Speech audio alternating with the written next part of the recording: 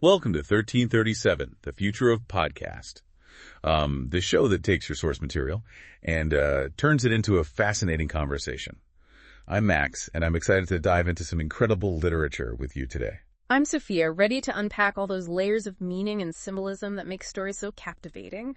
So today we're taking a deep dive into excerpts from Anthony Doerr's All the Light We Cannot See. It's a Pulitzer Prize-winning novel set during World War II. And, I know what you might be thinking. Another war story. But this one is different, I promise. It's not about battles and strategies. Right. It's a deeply human story told through the eyes of two young people whose lives are changed forever by the conflict. Exactly. We've got Marie-Laure, a blind French girl, and Werner, a German orphan boy, navigating a world turned upside down by war. And to add another layer of intrigue, there's a mysterious, valuable diamond called the Sea of Flames that has a significant role. Ooh, a cursed diamond. Okay, I'm interested. Yes. The diamond is shrouded in legend and rumored to be cursed. It acts as a powerful symbol throughout the novel, representing different things to different characters, shaping their destinies and driving their actions. Okay, let's start with Marie-Laure. She loses her sight at a young age, but her father, a locksmith at the Museum of Natural History in Paris, helps her experience the world in a unique way. He creates this incredible miniature model of their neighborhood so she can navigate the streets and buildings by touch. Wow. It's a testament to his love and dedication, but also a reminder of how she experiences the world differently. I find that so touching. It speaks to the power of adaptation and the strength of the human spirit. But their lives are disrupted when war breaks out, forcing them to flee Paris. They escape to the coastal town of Saint-Malo, carrying with them not only their hopes and fears, but also a secret. The Sea of Flames diamond, entrusted to Marie-Laure's father for safekeeping. Now, why would they risk carrying a potentially cursed diamond while fleeing a war zone? It must hold immense significance. The novel doesn't explicitly reveal its history or value, which adds to the mystery. But we understand that it's more than just a precious gem. It's a symbol of hope, a connection to a world that's rapidly disappearing. And in a time of such chaos and uncertainty, those symbols become even more important. Absolutely. As Marie-Laure's world shrinks, confined to her great-uncle's house, the diamond becomes a tangible reminder of beauty and resilience in the face of darkness. Speaking of connection, you mentioned a radio earlier. What role does that play in Marie-Laure's story? The radio hidden in the attic becomes her lifeline to the outside world. It's through these broadcasts that she learns about the war's progression, connecting her to events far beyond the confines of her home. It's fascinating how Doerr uses the radio as a symbol of both connection and isolation. On one hand, it brings news and voices from distant places, but it also emphasizes her physical confinement.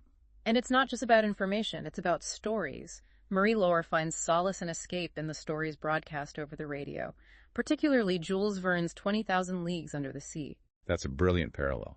The vast underwater world of Verne's novel becomes a refuge for Marie-Laure, just as the radio itself offers a window to a world beyond her immediate reality. Exactly. And her connection to the radio foreshadows a potential connection with Werner, who, on the other side of the conflict, shares a deep fascination with the technology. Now, before we dive into Werner's story, I want to remind you that we have a whole universe of deep dives waiting for you at 1337podcast.com. If you're enjoying this exploration of literature and history, you'll definitely want to check out our other episodes. We cover a wide range of topics, always striving to uncover those fascinating connections and insights that make learning so rewarding. But for now, let's turn our attention to Werner, the German orphan boy, whose past takes a very different turn.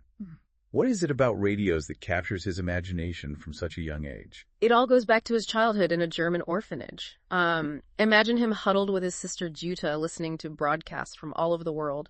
It's like a secret window to another reality, especially during a time when information is so controlled and restricted. Exactly. It must have felt like a true escape. But this innocent fascination takes a darker turn when Werner grows older. His talent for radio repair leads him to Schultgorde, a prestigious Nazi training school. This is where the novel really starts to explore the moral complexities of war. Right? Here's a young man with this incredible gift, but it's being harnessed by a regime that's responsible for so much suffering. Precisely. Werner's journey becomes this constant internal struggle. He's drawn to the science and the challenge of radio technology, but at the same time, he's witnessing the cruelty and indoctrination that are part and parcel of the Nazi ideology. Yeah, I can only imagine the internal conflict he must be facing. torn between his passion and his conscience, knowing that his skills are being used for purposes he may not fully agree with. It's a heartbreaking situation, and as he's deployed to the front lines, tasked with tracking down enemy radio transmissions, that conflict intensifies. The very thing that brought him joy as a child becomes a tool of war, a means of destruction. It's a stark reminder of how war twists and distorts even the most innocent of passions. It makes you think about the individual lives caught in these larger systems, forced to make impossible choices. And those choices are further complicated by the presence of the Sea of Flames diamond. We learn about von Rumpel, a relentless German gemologist tasked with finding it. Yes. The cursed diamond. He's almost like a foil to Marie-Laure, obsessed with possessing this object while she seeks to protect it. Exactly. While von Rumpel, driven by ambition and plagued by a terminal illness, embodies those destructive forces at play in the world.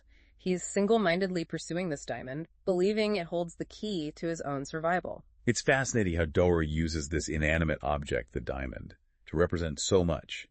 It's a symbol of hope and resilience for Marie-Laure's lord, but for von Rumpel, it's an object of obsession, a desperate attempt to cheat death. And as the war rages on, both Marie-Laure and Werner find themselves in Saint-Malo. The city is under siege, and their paths are on a collision course. Talk about a high-stakes setting. Marie-Laure is trapped in her great-uncle's house, the city burning around her while Werner is caught in the chaos of the siege. What are the chances of them ending up in the same place at the same time? It seems like fate, doesn't it? But as we'll see, their connection goes beyond mere proximity. It's rooted in their shared love of science, their fascination with the unseen forces that connect us. Before we get to that, I want to remind you to check out lung1037podcast.com for more deep dives into fascinating topics just like this. We're always exploring new ideas and uncovering hidden connections, so be sure to join us on that journey. We've got a treasure trove of insightful content waiting for you. From history and literature to science and technology, there's something for everyone who's curious about the world around them. But for now, let's return to Saint-Malo, where Marie-Laure and Werner's fates are about to intertwine in a truly remarkable way. The tension is palpable as we enter this final part of our deep dive into all the light we cannot see. Saint-Malo is on the brink of collapse, and both Marie-Laure and Werner are caught in the crossfire. A crucible moment for both of them, testing their courage, their resilience, and their capacity for hope in the face of unimaginable destruction. Marie-Laure is trapped in the attic, the city literally burning around her. It's a scene of utter chaos and desperation, but even amidst the fear, she finds a way to connect with the world. Remember that hidden radio? She starts broadcasting chapters from 20,000 Leagues Under the Sea, sharing stories of adventure and imagination with anyone who might be listening. It's an incredible act of defiance, a refusal to let the darkness extinguish the light of human connection. In a world consumed by violence, she chooses to share stories of wonder and possibility. It speaks to the enduring power of storytelling, its ability to transport us beyond our immediate circumstances, to offer solace and hope, even in the darkest of times. But danger lurks close by. Von Rumpel, relentless in his pursuit of the Sea of Flames, is closing in on her location. He discovers one of the miniature houses her father created, recognizing it as a key to finding Marie-Laure and the diamond he so desperately covets. This diamond has become such a potent symbol throughout the novel, representing different things to different characters. For Marie-Laure, it's a reminder of her father's love and a connection to a world beyond the war. For von Rumpel, it's an object of obsession, a desperate grasp and immortality in the face of his own mortality. And for Werner, trapped in the rubble of a bombed-out building, the diamond represents a different kind of connection, a connection to Marie-Laure herself. Wait, do their paths finally cross? I've been waiting for this moment. Doerr masterfully leaves that question open to interpretation. Werner picks up a faint radio transmission, possibly Marie-Laure's broadcast, but we're never explicitly told. That's so clever. He leaves us with this sense of ambiguity, this possibility of connection that hovers just beyond our grasp. It's like he's saying that even in war, amidst the chaos and destruction, those moments of human connection, those fleeting glimpses of hope, can still exist. Exactly. And those moments, however brief or uncertain, can have a profound impact. They remind us of the beauty that still exists in the world, the resilience of the human spirit, and the enduring power of hope. So what becomes of Marie-Laure Werner and the Sea of Flames? Do we get any resolution? Doerr doesn't provide easy answers. He leaves us with a series of poignant images and unanswered questions, inviting us to contemplate the possibilities and to draw our own conclusions. It's like he's trusting us, the readers, to complete the story, to imagine what happens next, and to reflect on the deeper meaning of their journey. And that's what makes All the Light We Cannot See such a powerful and enduring work of literature. It stays with you long after you finish reading, prompting you to consider the complexities of war, the enduring power of human connection, and the glimmers of hope that persist even in the darkest of times. Well, this deep dive has been incredibly moving and thought-provoking. I'm definitely adding All the Light We Cannot See to my reading list.